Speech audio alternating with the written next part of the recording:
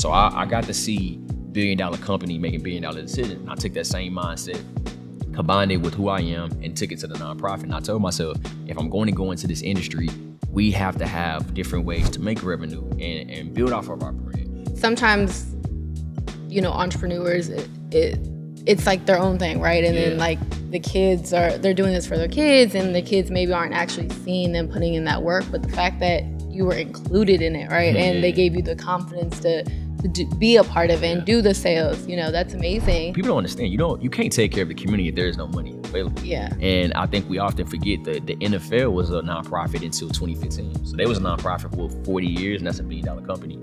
I always looked at it like, I don't want to be in an organization that's around for 10, 15 years, and when I step away, the organization falls. At some point, I know I have to hand the baton to the next person. Like, how can I set them up for success? And so Hi, this is Sienna with the Legacy Circle podcast, and with us today I have Sebastian Sanders. Yeah, thank you for having me. Thank you. So I usually start off the podcast with the guest introducing themselves. So just tell us who you are and what you do.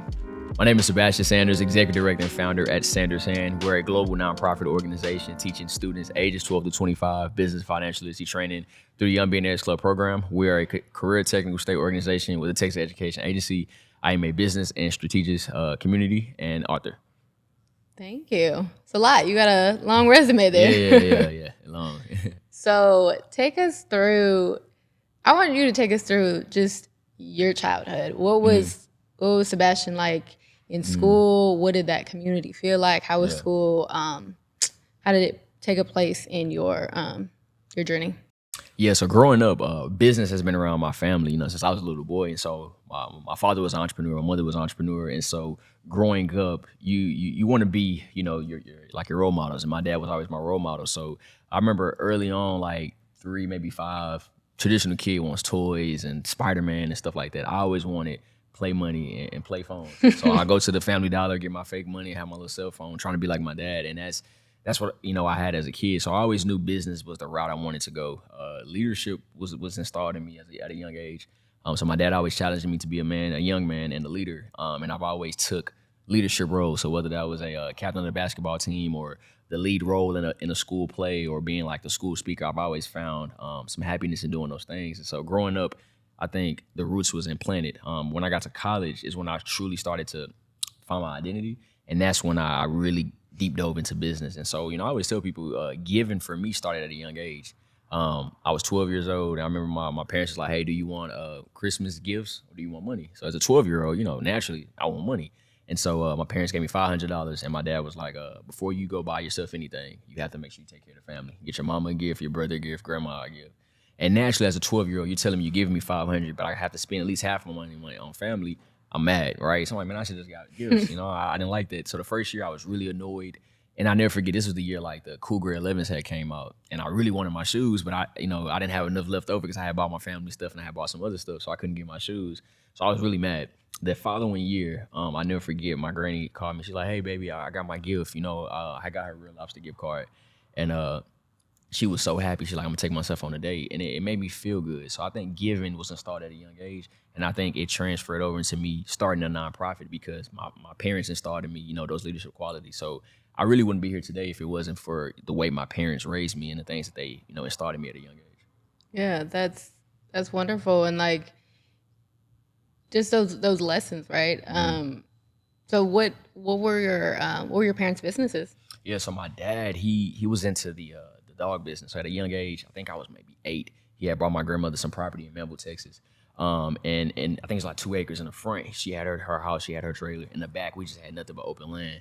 And so the goal was he was gonna just build like a garage and he was gonna put his cars over there. But for some reason he changed it and he built a dog kennel.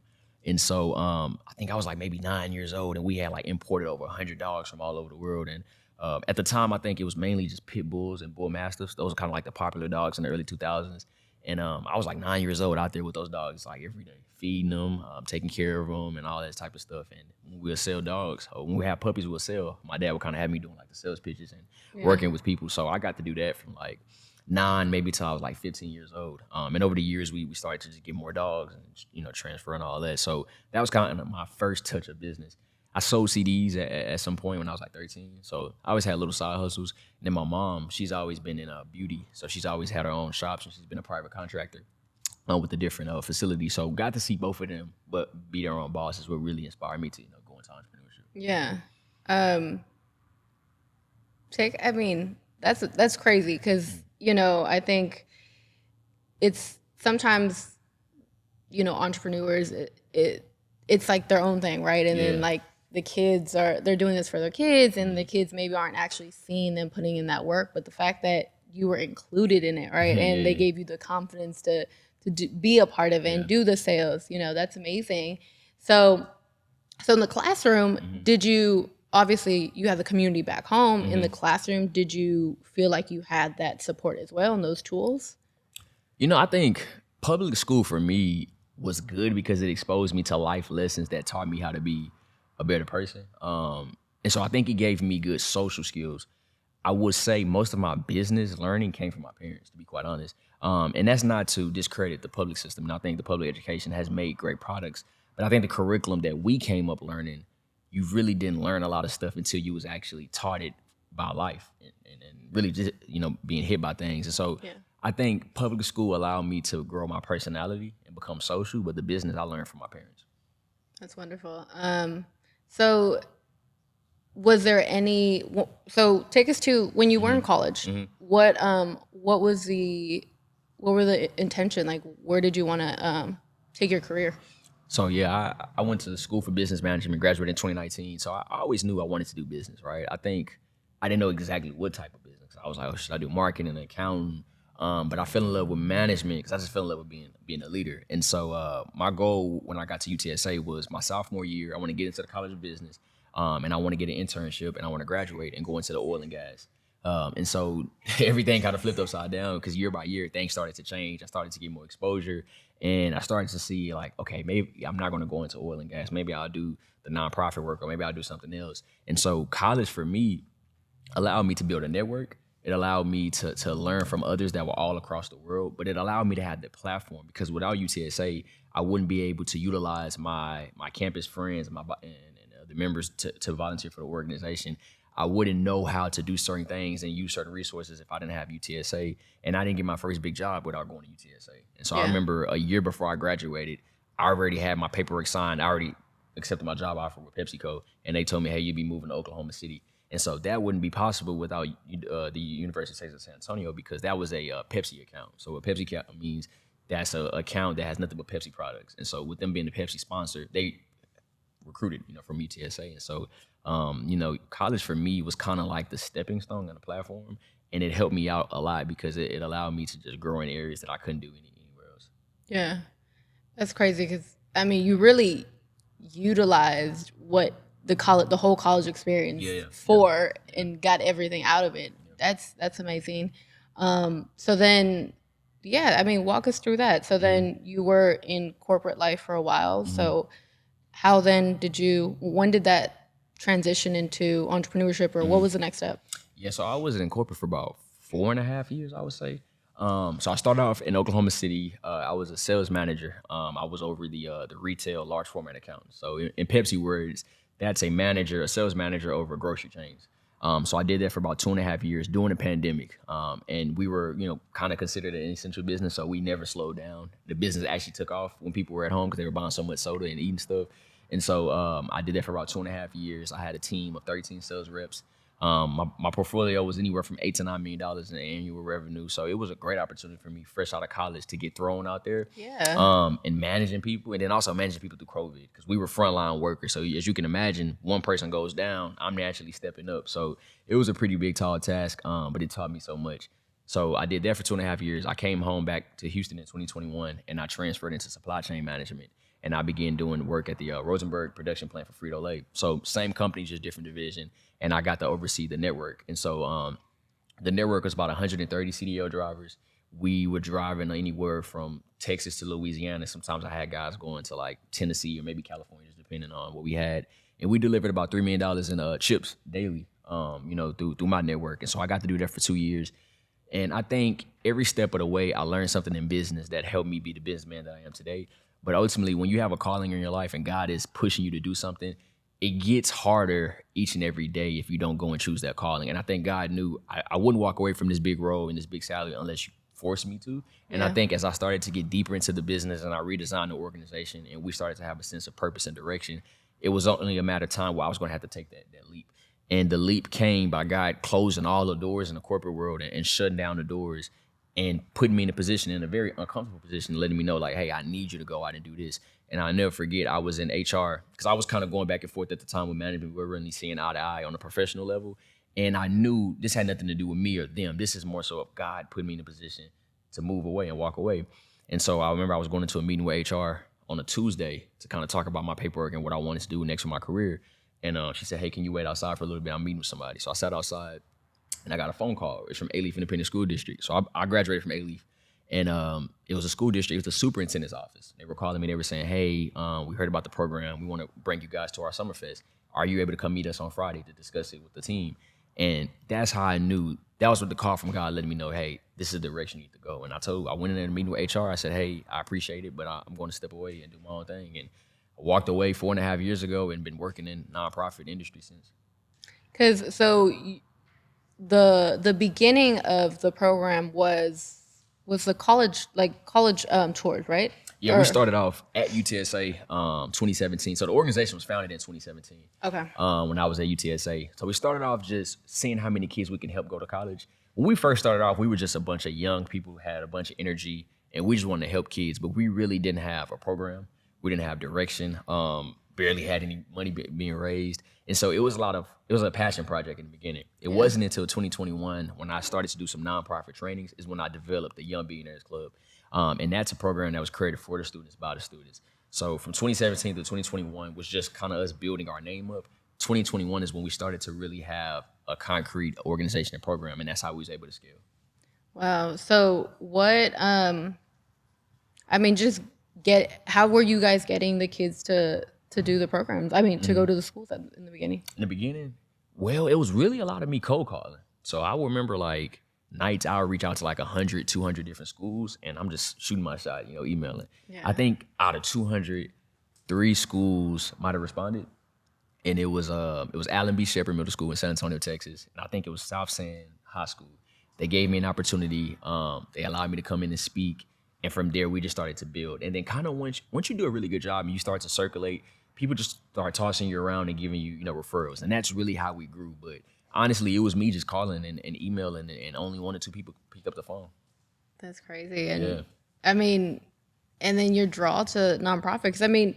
I think from your entrepreneurship, just I'll say just entrepreneurship spirit that you already had and seeing that with your family, and then you go through corporate, I'm sure that some of that's still there. So was it just kind of like, not to get into your business, but like in terms of making money, how did that play a part in you doing this? You know what I mean? Yeah, because the average nonprofit, people look at it like there's no money being made, right? But people don't understand. You can't take care of the community if there is no money available. Yeah. And I think we often forget that the NFL was a nonprofit until 2015. So they was a nonprofit for 40 years, and that's $1 billion company. And Harvard University is a nonprofit. So these top tier organizations, businesses, and programs are all nonprofits. They just have a different business model. So I think for me, my background in business and my natural born entrepreneurship and hustle allowed me to build an organization that's a nonprofit in paperwork, but we have a for-profit business plan. So typically, the average millionaire has anywhere from 8 streams of income. We built the organization to have 8 different streams because I always looked at it like this. I don't want to be a nonprofit that's $1 away from being shut down. Because if that's the case, then I cannot serve the kids that I have now, but also the future kids. So the way we built this is, okay, we have grants, you have contracted services, you have products and services. We had the thrift store for about 2.5 years. We had different ways to monetize our brand and our mission. And I built that because I spent time in corporate and I got to see how Pepsi has Pepsi soda, but people don't understand Pepsi has like 100, 200 other drinks. And we have Gator, they had Gatorade, you had the Starbucks in the can, you have Sierra Mist, and then you had the Frito-Lay, you had the chips, you had all the chip brands. So I got to see billion-dollar company making billion-dollar decisions. And I took that same mindset, combined it with who I am, and took it to the nonprofit. And I told myself, if I'm going to go into this industry, we have to have different ways to make revenue and build off of our brand. because I always looked at it like I don't want to be in an organization that's around for 10, 15 years, and when I step away, the organization falls. At some point, I know I have to hand the baton to the next person, but how can I set them up for success? And so I think that's our kind of our thing that made us different, and it's kind of like our secret sauce. But we have a very for-profit business model that allowed us to have a full functional organization.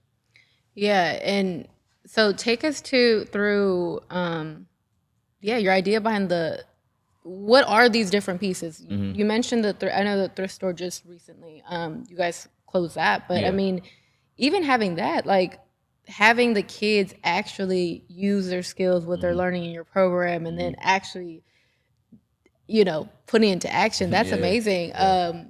So yeah, take us through all these different things that you guys have going on.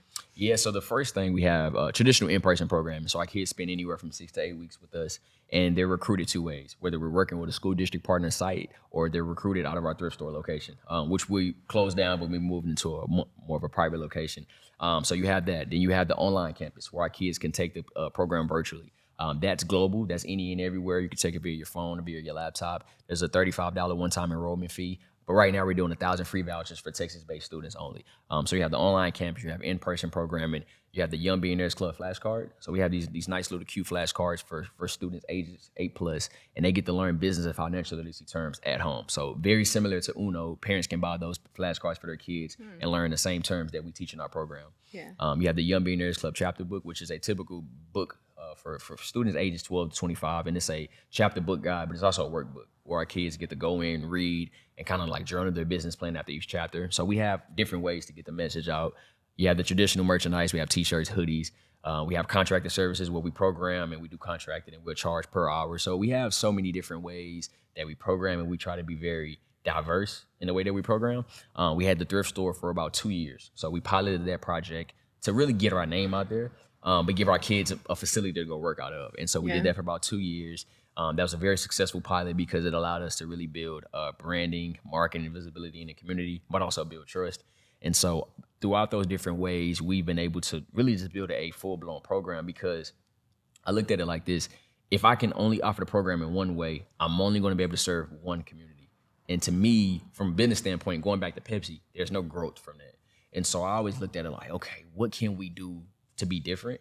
Because we're not the only organization that's teaching kids financial literacy, right? I understand that. But what makes us stand out? And one of the things I noticed was now kids have changed. COVID has changed the way kids learn. And so I looked at it like the future of the program, in person will be around maybe for the next decade or 3 decades or whatever. But at some point, kids are only going to want to learn virtually because some kids learn better virtually. So with that, how do I bring out an option that way a kid say, hey, I can't go to in person, but I can take it on my phone? And that's when we built the online campus. But how about those kids that say, hey, I don't like any of that, but I just want to learn on my own? That's where the flashcards and the book comes in, the online campus. So we have so many different ways to where it's kind of hard for you as a parent, as an educator, as a student to say, no, I don't want to be a part of the program, because we have so many different ways we can bring it to you. Yeah, no, that's amazing. I mean, like you said, you're able to get as many kids as possible into it. So explain to us what that program looks like. What do you guys talk about? What are they learning? Yeah, so it's a 6 to 8 week program. And so typically you're learning all elements on marketing, entrepreneurship, financial literacy, etiquette, supply chain, customer service. The idea and the philosophy behind it is, I know that every student is not going to start their own business. I understand that. Yeah. But these life skills that we teach you, this allows you to go be successful in life after high school, whether you want to be an engineer, doctor, or a lawyer. So our thing is, how do we prepare kids for life after high school? And that's what the Young Billionaire Club does. And business is the easiest way to teach those skills, because you learn something in business and then that could translate later on in its life. And so 6 to 8 weeks, our kids are usually with us maybe once or twice a week, just all depending on availability and scheduling. The sessions last anywhere from an hour and a half up to 2 hours, and they're very hands-on lessons. So not only are we teaching you this, but each week we're tasking you with projects where you have to actually build a business. So the goal is go through the program, and then the last day of the program is graduation, but it's a pitch competition. So each week you have been tasked to work on certain things, and you have to come with a full-blown business presentation. And you compete for funding. So we're giving you the education, we're giving you the experience, but the biggest thing that small business feel at is capital, lack of capital. So we looked at it like, okay, these are young kids, they may not have jobs yet. They're going to start these businesses, but they're going to have a lack of capital. So let's put them in a pitch competition, make it competitive. Our winner walks away with funding. And so that's kind of the full breakdown of the program. The online campus is in the same format, it's just virtually. We have a state-aligned curriculum, so our curriculum fits the Texas Education Knowledge System standards. So every 2 years, we're updating the curriculum to make sure we're fitting the national rubric for education. And we are a aligned career technical state organization with the Texas Education Agency. So the future of the program is going to look like those regional, state, and national competitions. So very similar to FBLA, DECA, and FFA, those national organizations that high school students get to be a part of. The Young Billionaires Club is a new CTSO. And so in terms of being an after school program or just being a youth program, with the TEA stamping us as a new CTSO, you have one of the actually the highest stamping approval from a state level, a federal level, and a local level when it comes down to programming. So this allows us to program on a high level, but allows us to be embedded in the curriculum. So going into the new school year, teachers, educators, students in their textbooks, when they're looking at entrepreneurship, they get to look at the different clusters that's offered in the state of Texas. You're going to see Young Billionaires Club is going to be in your textbook as a business, marketing, and finance cluster. Nice. That's amazing. And I did want to mention, yeah, that I was able to go to your program and see the kids and do the pitches. And I mean, I was seeing kids from so many different age groups and with their parents, and they, what, you gave them like 3 minutes to do a pitch, and and they were all so confident in themselves and like excited about just saying, you know, creating something and sharing it with other people. Share with us some of like those success stories that you've seen. Yeah, I would say, so we had a young lady come through in 2021. This was, I think this is during COVID, so everything was virtual at the time. And we had an annual scholarship for $1,000, really to help students with really good business ideas get the capital. And she was a HBCU college student at the time, maybe a sophomore. And she won the pitch, and she went on to create this shoe brand called Vaila Shoes. It's for women with larger foot sizes. Young black girl. I want to say she may be 25, 26 right now as far as an age. But since then, she's been in Essence. She's been in BET, Forbes. She's been on Vogue. And now she's selling worldwide in Macy's, in person and online. And when I came across her application, I knew she would go very far because she designed a nice looking shoe, but she's solving a problem for a niche, like, you know, market. Yeah. And when I came across it, I said, yeah, she's going to be a star. And I remember, like, her pitch, everything was well put together. And I want to say, like, less than a year later, she graduated. I don't think she's probably ever worked, you know, in corporate. She's been working for herself, but she's been everywhere. And when I saw her launch at Macy's, it just meant so much to me because, not taking any credit for her success, but when you invest into a student and you get to see the potential, but then you see the potential actually manifest, it just lets you know what can be done if we get our kids the right resources and the right opportunities. So I always brag about her everywhere I go because she's a sense of hope for kids that don't think that they can actually do it. Especially being a young black girl going to HBCU, seeing her success story just makes me more motivated to serve more kids and see what more of our kids can do. So she's one of our kids that we brag on. We have another young lady who's actually at the event that you were at. Her name is Kaylin. She's been with the program since 2023. When I got with her, she was in 8th grade. We was at the Summerfest with A-Leaf, and she was one of our standout students. She won the pitch competition, and since then, she was the first kid that we actually hired at the store. She was a middle school kid, so she came in on the weekends. Nice. And she's now kind of like our lead program experience person. So she comes in and teaches. She does all the speeches. She's like my voice. You know, I let her do all the talking now, and I just take a step back.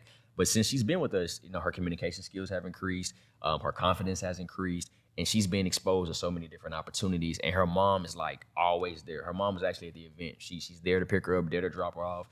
And seeing a middle school student go from an 8th grader, I think she's a sophomore now, but seeing her mature over the years and just seeing her step out and be a part of the program, it just truly means a lot. And so those are some of our 2 kids who have came through the program, have stayed with the program even afterwards, and are doing some amazing things.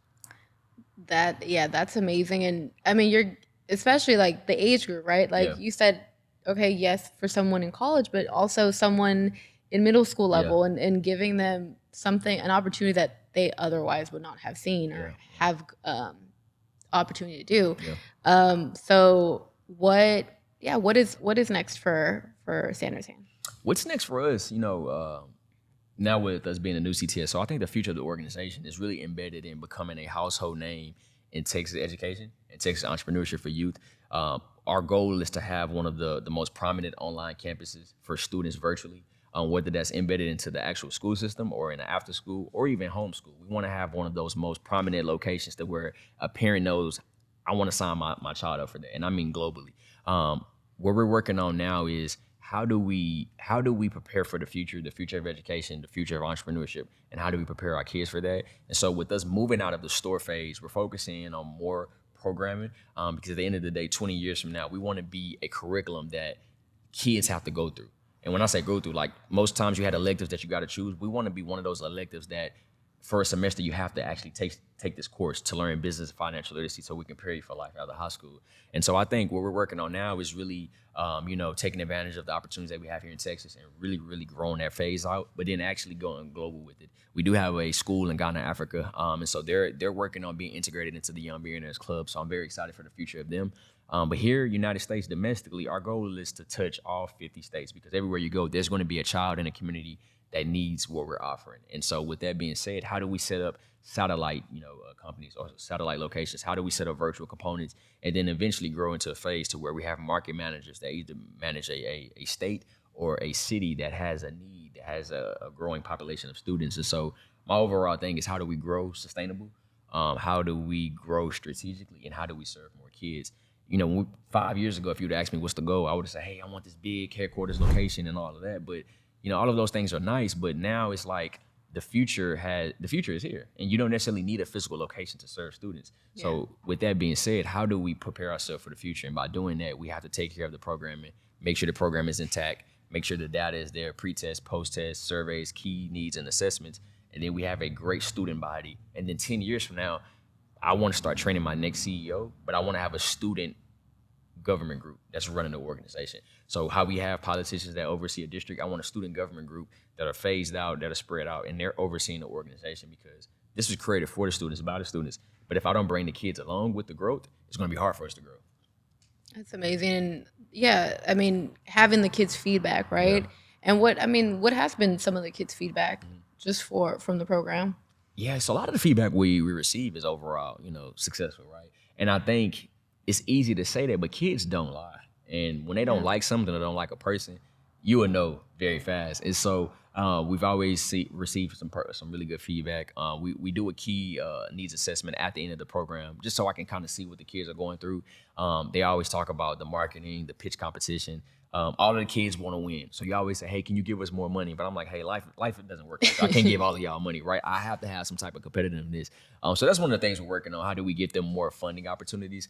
But overall, kids always say, I learn stuff that I don't learn in school, but I'm learning it in a fun way. Because I think business and financial literacy is really more on a adult level, but a middle school child can learn it if you break it down and make it fun. And you have to meet the kids where they are. And I think as a program for us, I didn't want to have something that was way over their heads and they didn't truly understand, because you have to think, if that's an inner city child, they're not going to understand it if you're teaching it on a high level. Not saying that that child is not smart, but certain times their community circumstances prevents them from learning. And so how do we meet them where they are? And so that's what I try to build the program out of. And we receive a lot of positive feedback, but I think the feedback that really hits home the most is the parents.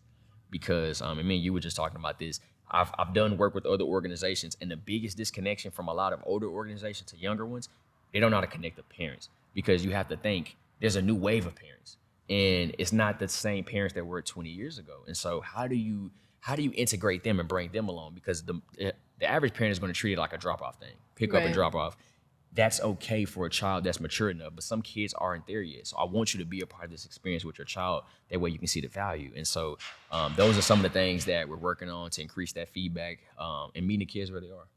Yeah, and I like that you said that, because you guys encourage the parents, right? Even with the 6-week programs to be involved. I think I've seen that in some of your videos. Yeah. So it's a key and important thing. And I want to start closing up, but what are some, when you're in these programs, I think you guys get such a unique opportunity to see these kids, like you said, like have fun and see them in a different light versus who they are probably in school, right? So what are some of those things that you've seen, like some of the issues or just some of the things that, like, okay, maybe schools should be focusing on some of these things? I think getting the kids' feedback, right? Because we have curriculums that we have to follow, and I know public education has that, but I think if you incorporate the students' feedback, you truly understand how to teach them. Because we have to understand, education is also competing with social media.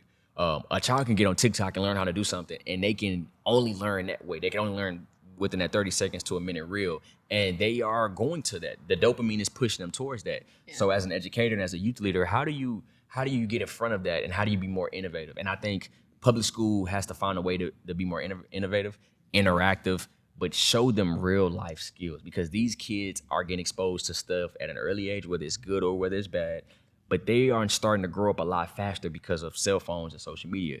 How do you get in front of that by showing them real life skills so they don't feel like school is a waste? Because if you go visit a high school, the average high school senior is like, oh, I haven't learned anything, hasn't prepared me for nothing, I'm just gonna go out there. And that breaks the heart of anybody, because you're like, they spend so much of their time there, spend 12 years there, 8 hours a day, and they're not learning anything to prepare them for life after high school. What are we doing wrong? So I think from an educator standpoint, you have to figure out how to make that curriculum relatable. And I think once you can break that mold and you build trust within the students, you get to see them perform in a different way. I think all of our teachers are there because they care for the kids. Well, I will hope so. So I think that part is taken care of. How do you make the curriculum relatable? And so I think we have to go back to the drawing board and realize what we did 40, 50 years ago in those textbooks are not going to work anymore. Because if we want to stay ahead, especially with AI is also changing the way our kids think. Because as a child, you don't necessarily have to study anymore. I can go AI and type in whatever I want. I got the answers. But is that really preparing them for life after high school? So I think we have to go back to the drawing board and redesign education to fit the curriculum moving forward. Yeah, I love that. And okay, so this is the Legacy Circle podcast. So our final question is, what is the legacy that you'd like to leave behind? The legacy that I would like to leave behind, that's a really good question. You know, I think at first I always wanted to just be the richest or whatever, but I think over time, you realize, you know, the riches and everything, you necessarily can't take it with you, but I can leave a legacy. And so my legacy that I want to leave behind is I want to be the person that started the evolution of education, but started the bridge between education and entrepreneurship for youth, but start a program that bridges it all together, from kids that's coming from the inner city to a wealthy community, wherever you come from. I want you to be able to come in this program and learn business financial literacy that's going to change not only your life, but your family's life. And I think throughout my lifetime, I have to have the understanding of knowing that I may not necessarily change it, but if I can spark the mind that's going to change it, or start the revolution that's going to change it, and we keep that tradition going, it's going to do a lot for us. And so I've always wanted to have the Tupac effect on the community, right? And I say that because he died in 1996, but 25 years later, you're still using his songs in universities and in classrooms to dissect and understand. And he's still being talked about, and he died 30-something years ago. So I want to have that last legacy that's last longer in a positive light, but I want to start something that's going to change people's life for the better. And I want to, when I'm dead and gone, that people to look back and say, Sebastian Sanders started this program, and this program has done this. And I want that to be a part of the curriculum and a part of Black history. And so that's the legacy that I want to leave.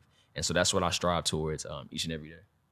Thank you. So just share with us how we can support, how kids can connect with you guys. Yeah, so you can follow us on Instagram and Facebook at SandersHand.org. You can visit our website at www.sandershand.org.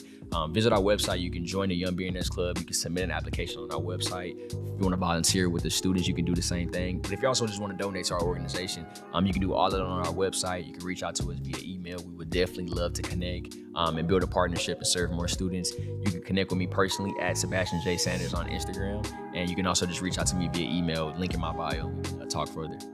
Thank you. Thank you so much for having me.